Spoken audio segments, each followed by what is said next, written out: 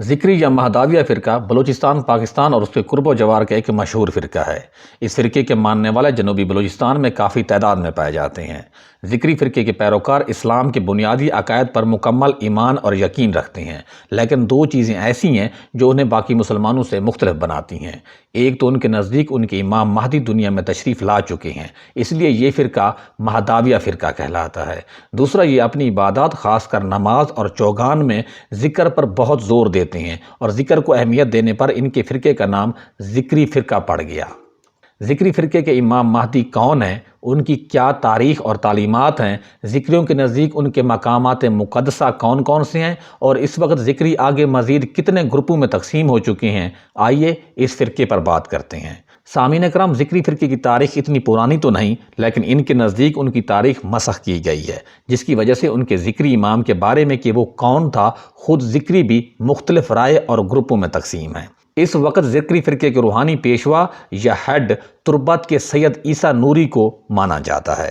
سید عیسیٰ نوری اپنی کتاب ذکری تحریک مختصر تاریخ و تعارف میں لکھتے ہیں کہ 11ویں صدی ہجری یا 18ویں صدی عیسوی میں خان افقلات خان نصیر اول نے مکران، جو کہ اس وقت ایک ذکری ریاست تھا، پر حملہ کر دیا، جس میں اس نے ریاست کے دارالخلافہ تربت کو مکمل طور پر تباہ و برباد کر دیا اور ذکریوں کا بے دریغ قتل و غارت کی۔ خان افقلات کے سپاہیوں نے ذکریوں کے علمی خزانے کو خاص کر نشانہ بنایا اور تمام کتابوں کو جلا دیا، جبکہ اہل علم ذکریوں کو قتل کر کے ذکریوں کو جڑ سے ختم کرنے کی کوشش کی گئی۔ اس سانحے کے بعد ذکریوں کو اپنی حقیقی تاریخ سے روشناس ہونے میں بڑی دقت ہوئی، جس کی وجہ سے ان کی ہاں مختلف گروپس بنے۔ موجودہ دور میں ذکری زیادہ تر 3 اہم گروپس میں تقسیم ہے۔ نمبر 1، اپنے آپ کو ذکری کہتے ہیں اور سید محمد جون پوری صاحب کو اپنا مہدی مانتے ہیں۔ نمبر 2، سید محمد کو مہدی تو مانتے ہیں، لیکن ان کے نزدیک یہ سید محمد جون پوری نہیں تھے جن کو ذکری مانتے ہیں، بلکہ کوئی اور تھے۔ یہ گروپ مہداویہ کے نام سے جانا جاتا ہے۔ نمبر 3 وہ ہیں جو یہ کہتے ہیں کہ مہداویہ اور ذکری دونوں ایک ہیں، یہ سید محمد جون پوری کو ہی مہدی مانتے ہیں، اور اسی تیسرے گروپ کو سید عیسیٰ نوری لیڈ کرتے ہیں۔ سید عیسیٰ نوری ہی اس وقت بلوچستان میں تمام ذکری عبادت گاہوں کے گدی نشین تصور کیے جاتے ہیں۔ یہ گروپ اکثریت میں ہے۔ سید عیسیٰ نوری پاکستان کے سابق پارلیمنٹیرین بھی ہیں۔ سید عیسیٰ نوری اور دیگر ذکری لکھاریوں، جن میں عبدالغنی بلوچ، سید نصیر احمد اور بندگی میاں ولی شامل ہیں، سید محمد جون پوری کو ہی اپنا مہدی مانتے ہیں۔ ان کے مطابق سید محمد جون پوری 14 جمادی الاول 847 ہجری بمطابق 1443 عیسوی میں جون پور دانا پور، جو کہ اب انڈیا کا ایک اہم شہر ہے، میں پیدا ہوئے۔ ان کے والد کا نام عبداللہ جبکہ والدہ کا نام آمنہ تھا، اور ان کا تعلق سادات گھرانے سے تھا۔ پیدائش کے بعد ان کا نام محمد رکھا گیا۔ اپنے شہر کے نام کی نسبت بعد میں وہ جون پوری کہلائے۔ پیدائش کے بعد عبداللہ اور آمنہ نے ان کا نام محمد رکھا۔ سید عیسیٰ نوری کے مطابق ان کے امام مہدی کی پیدائش سے قبل ہی ان کے معجزات سامنے آنا شروع ہو گئے۔ وہ کہتے ہیں جس رات سید محمد جون پوری کی والدہ کو حمل ہوا، اس رات انہوں نے چاند کو آسمان پر آ کر ان کے گریبان میں داخل ہو کر آستین سے برآمد ہوتے دیکھا۔ اس پر ان کی والدہ بے ہوش ہو گئیں۔ جب ان کی والدہ کے بھائی کو بلایا گیا، جو کہ اس وقت کے بہت بڑے عالم تھے، نے دم کر کے اپنی بہن کو جگایا تو بہن نے سارا ماجرا سنایا۔ اس پر ان کے بھائی نے اپنی بہن اور اپنے بہنوئی کو مبارک دی کہ ان کی کوکھ سے مہدی علیہ السلام تشریف لانے والے ہیں۔ پھر اس نے اپنی بہن کے پاؤں چومے۔ ایک اور معجزہ یہ بھی بیان کیا جاتا ہے کہ جب ان کے امام مہدی پیدا ہوئے تو انہوں نے اپنی شرم گاہیں چھپا رکھی تھیں، جو کہ ان کی پاکیزگی کی علامت تھی۔ سید محمد جون پوری کے حوالے سے ذکریوں میں اور بھی بہت سے معجزات مشہور ہیں۔ ذکری لکھاریوں کے مطابق سید محمد جون پوری نے صرف 7 سال کی عمر میں قرآن کریم حفظ کیا، جبکہ صرف 12 سال کی عمر میں تمام علوم دینیہ پر مکمل عبور حاصل کر لیا۔ 19 سال کی عمر میں سید محمد جون پوری کی شادی ان کی چچا زادی سے کر دی گئی۔ سید محمد جون پوری نے جنگوں میں بھی حصہ لیا۔ جب جون پور کے بادشاہ حسین شرکی نے گوڑ کے راجہ دلپت رائے کے خلاف اعلان جنگ کیا تو سید محمد جون پوری اس جنگ میں نہ صرف پیش تھے بلکہ راجہ دلپت رائے کو خود ہلاک بھی کیا۔ 40 سال کی عمر میں محمد جون پوری نے اسلام کی تبلیغ کے لیے جون پور کو خدا حافظ کہا۔ اس سفر میں ان کے ساتھ ان کی بیوی، بچے اور کافی سارے جان نثار بھی تھے۔ اس دوران یہ لوگ ہندوستان کے مختلف شہروں میں تبلیغ کرتے ڈابوال بندرگاہ پہنچے۔ ڈابوال بندرگاہ سے وہ ایک بحری جہاز کے ذریعے مکہ مکرمہ حج کرنے چلے گئے، اور وہیں حج کے دوران انہوں نے خانہ کعبہ کے سامنے رکن اور مقام کے درمیان کھڑے ہو کر اپنے مریدین کے سامنے مہدی ہونے کا دعویٰ کیا۔ ان کے مریدین نے ان کے ہاتھ پر بیعت کی۔ حج کے بعد سید محمد واپس جونپور آ گئے، لیکن پھر تبلیغ کی غرض سے یہ اس وقت کے ہندوستان کے مختلف علاقوں میں چلے گئے اور پھر اس طرح سندھ کے علاقے نصرپور میں داخل ہوئے۔ وہاں سے وہ موجودہ بلوچستان کے علاقے تربت پہنچے۔ تربت میں ایک پہاڑی پر قیام کیا اور وہیں پہ عبادت اور ریاضت کی۔ بعد میں اس پہاڑی کو کوہ مراد کہا جانے لگا۔ کوہ مراد ذکریوں میں ایک اہم مقام مانا اور سمجھا جاتا ہے۔ تربت میں بہت سے مقامی افراد نے سید محمد جونپوری کے ہاتھ پر بیعت کی اور انہیں اپنا امام مہدی بھی مانا۔ تربت میں سید محمد کو مقامی علماء کی طرف سے زبردست مخالفت کا سامنا کرنا پڑا، کیونکہ مقامی علماء نہ صرف ان کے مہدی ہونے کے دعوے کو جھٹلاتے تھے بلکہ وہ سید محمد جونپوری کے خلاف جنگ کے لیے تیار ہو گئے، جس کے بعد سید محمد جونپوری افغانستان کے شہر فرح میں چلے گئے۔ فرح کے بادشاہ شاہ بیگ ارغوان، جو کہ اس وقت 20 سال کا سخت مزاج بادشاہ تھا، نے سید محمد جونپوری سے متاثر ہو کر ان کے ہاتھ پر بیعت کر لی۔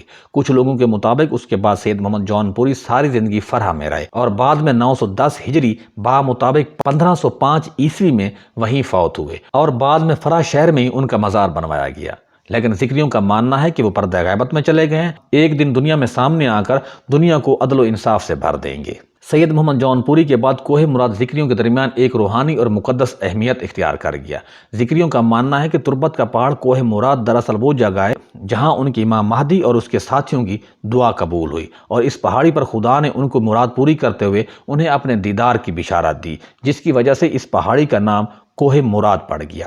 بعد میں سید محمد جونپوری کے پیروکاروں نے اپنے امام کی تقلید میں یہاں عبادت کرنا اور چلہ کاٹنا شروع کر دیے، اور آہستہ آہستہ یہ جگہ ذکریوں کے درمیان ایک روحانی اور مقدس اہمیت اختیار کر گئی۔ بلوچستان کے ساحلی شہر مکران کے شہر تربت میں واقع کوہ مراد پر ہر سال اسلامی مہینے رمضان المبارک کے 27ویں روزے پر پورے بلوچستان اور ملحقہ علاقوں سے ذکری اپنے اہل و عیال کے ساتھ اس مقام پر پہنچتے ہیں۔ اپنی مذہبی عقیدت کو خاطر میں رکھتے ہوئے اکثر لوگ پیدل کوہ مراد پر پہنچتے ہیں، پھر اگلے 3 دن تک یہ لوگ کوہ مراد پر ذکر اور عبادت کرتے ہیں۔ کچھ غیر ذکری لوگوں کا خیال ہے کہ ذکری اپنے کوہ مراد کو خانہ کعبہ کی جگہ دے کر وہاں حج کرنے جاتے ہیں، لیکن ذکریوں کے موجودہ روحانی پیشوا سید عیسیٰ نوری اس بات کی سختی سے تردید کرتے ہیں اور اسے ذکریوں کے خلاف پروپیگنڈا مانتے ہیں۔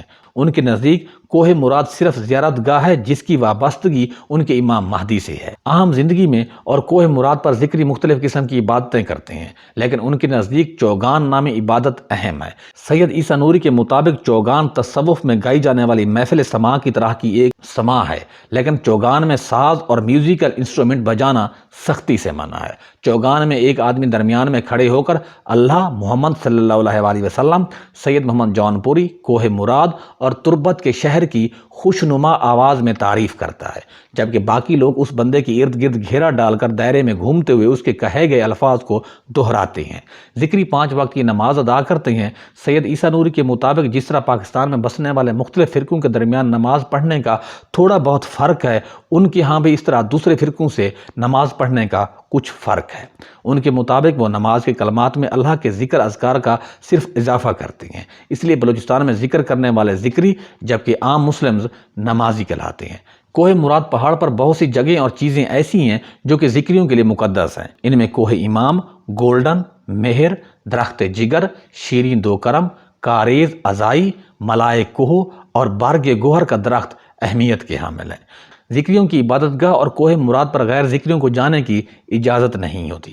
15ویں صدی عیسوی میں سلطنت عمان کے ایک تاجر ابو سعید کاروبار کی غرض سے تربت کے علاقے بلیدہ میں آیا تو اس نے یہاں پر ذکری فرقہ قبول کر کے یہاں سکونت اختیار کر لی۔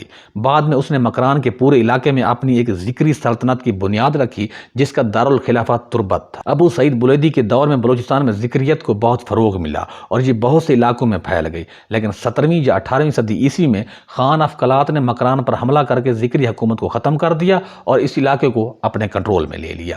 موجودہ دور میں ذکریوں کی اصل تعداد تو معلوم نہیں، لیکن ذکریوں کے اپنے اندازے کے مطابق 20 لاکھ سے زیادہ ہے، جن کی اکثریت بلوچستان جبکہ باقی سندھ، بھارت، ایران، عمان کے ساتھ ساتھ مغربی ممالک میں بھی رہائش پذیر ہے۔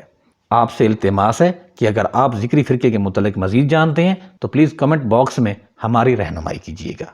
شکریہ۔ ناظرین کرام، ہمارے چینل کا مقصد آپ تک مستند معلومات پہنچانا ہے، تاہم اگر کسی کو ہماری کوئی بات گراں گزرے تو ہم اس کے لیے معذرت خواہ ہیں۔ اگر ہو سکے تو ہمارے چینل کو سبسکرائب کرنا، لائک کرنا اور شیئر کرنا نہ بھولیے گا۔ اپنا اور اپنے پیاروں کا بہت سارا خیال رکھیے گا۔ خدا حافظ۔